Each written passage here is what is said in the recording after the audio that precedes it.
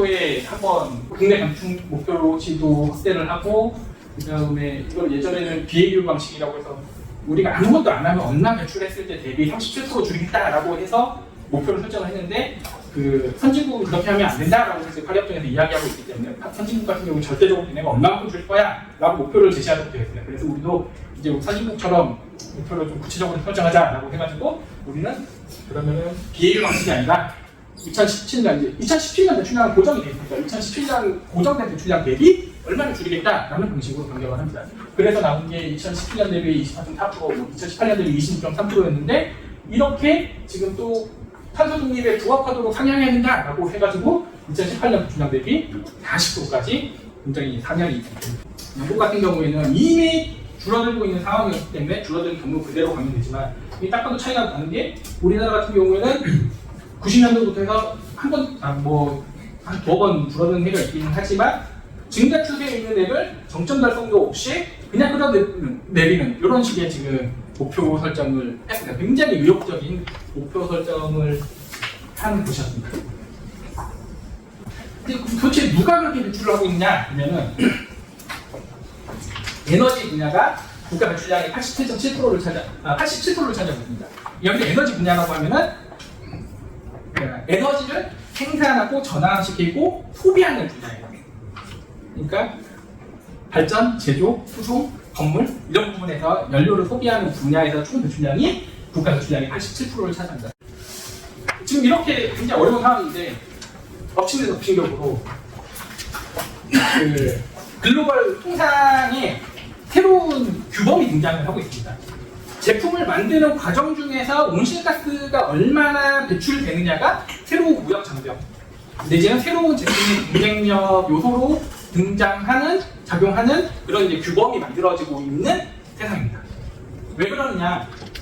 파리협정이 갖고 있는 어쩔 수 없는 혜택이 있습니다. 파리협정이 아까 말씀드렸듯이 모든 국가의 모든 사람들에게 감축 참여를 유도하기 위해서 어쩔 수 없이 허용했는 게 자발적으로 목표를 설정하세요라고 했습니다. 그렇게 하다 보니까 열심히 하는 국가들도 있겠지만 우리는 우리 상황에 맞춰서 이 정도만 할게 하는 국가가 반드시 나옵니다. 뭐 이제 대표적으로 중국이나 인도, 그다음에 이런 이제 한창 이제 우리도 경제 성장할 거야라고 그리고 많은 에너지가 필요해 이런 데에서는 사실은 에너지를 깨끗하고 비싼 에너지로 전환하는 게 사실은 자기들의 경제 성장을 갉아먹는 거기 때문에 이런 데는 최대한 더 늘게 할 겁니다. EU 같은 경우 아까 말씀드린 것처럼 이제 글로벌 기후변화 대응을 리드하고 있다고 했는데 EU가 굉장히 강한 온실가스 감축 목표부터 해서 무조건거래제 등 규제를 굉장히 강하게 갖고 있는데 그러다 보니까 자국내 업체들이 비용이 이제 증가하는 문제가 발생을 하고 역외에 중국, 인도, 러시아, 우크라이나, 터키 이런 애들은 그런 거 고려하지 않고 생산을 하니 저비용으로 만들어서 EU 시장에서 경쟁을 하다 보니 EU에 있는 업체들이 우리 힘들어요 라고 하는 문제가 발생을 하고 그러면 결국 EU 내에 있는 업체들이 하고 있는 결정은 문 닫거나 아니면 생산 공장을 그런 규제가 강하지 않은 국가들로 옮기는 이런 사태가 발생을 합니다. 그럼 지금 전체적으로 봤을 때 EU의 규제를 강화했는데 EU의 생산이 줄고 그 외의 지역의 생산이 늘므로써 전체적인 지구적인 배출량이 증가한다. 이게 탄소 누출입니다. 지금 EU가 이 탄소 누출을 굉장히 우려를 하면서 이에 대한 대응 방안으로 탄소 국경 조정 메커니즘 말을 들어보셨을 텐데 CBAM 탄소 국경 조정 메커니즘을 도입을 합니다. EU에 있는 업체들이 생산을 하기 위해서는 제품당 배출량이 있을 텐데 그거에 상회하는 만큼 이미 비용을 지불하고 있습니다. 근데 이런 탄소 가격 제도가 없는 배출거래제나 탄소세가 없는 국가에서는 더 많은 온실가스를 배출을 하면서도 탄소 비용도 지불을 하지 않기 때문에 그런 제품들이 EU로 들어올 때는 제품당 배출량에 기반해서 EU가 지불하는 것만큼 너희도 비용을 지불해 라고 장벽을 설치하는 게 탄소 국경 조정 메커니즘이라고 보시면 되겠습니다.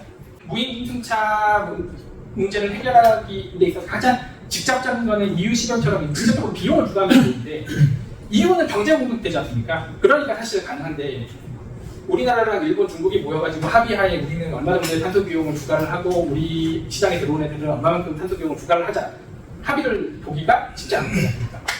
전 세계에 있는 서로 이해관계가 다른 국가들이 모여서 EU의 시장과 같은 체계를 만들기는 굉장히 쉽지가 않습니다. 그래서 사실 저는 개인적으로 현실적으로 불가능하다고 봅니다. 그러면 근데 여기서 할 수 있는 착선책이 뭐냐? 그러면 우리가 배출이 많은 제품에 대해서 비용은 못 씌우지만 어쨌든 저탄소로 만든 제품이 시장에 나왔을 때 비용 차이로 인해서 얘네들이 사실은 시장에서 살아남을 수가 없는데 시장에 살아남을 수 있도록 인센티브를 주는 그런 거를 좀 만들어 보자라고 논의를 하고 있습니다. 결국에 이웃시장이든 기후클럽이든 이제 상품 시장이 저탄소 제품 시장으로 변화하고 있다고 저는 보고 있고, 저희 실에 연구하고 있는 자동차인들도 이 트렌드는 더 거둘 수 없다라고 저는 생각을 하고 있습니다. 그렇다고 하면은 미래 국가 경쟁력은 결국 이제 그 제품 이제 그 제조업에서 나올 텐데, 이 제조업의 국가 경쟁력을 유지하기 위해서는 결국에 그 역할을 누가 해야 되느냐? 여기 계신 분들이 에너지 산업 부분에서 청정 에너지를 그냥 공급하면 안 되고, 청정 에너지를 안정적인 적정한 가격에 공급을 해줘야 결국 산업 부분이 국제 경쟁력을 유지할 수 있다.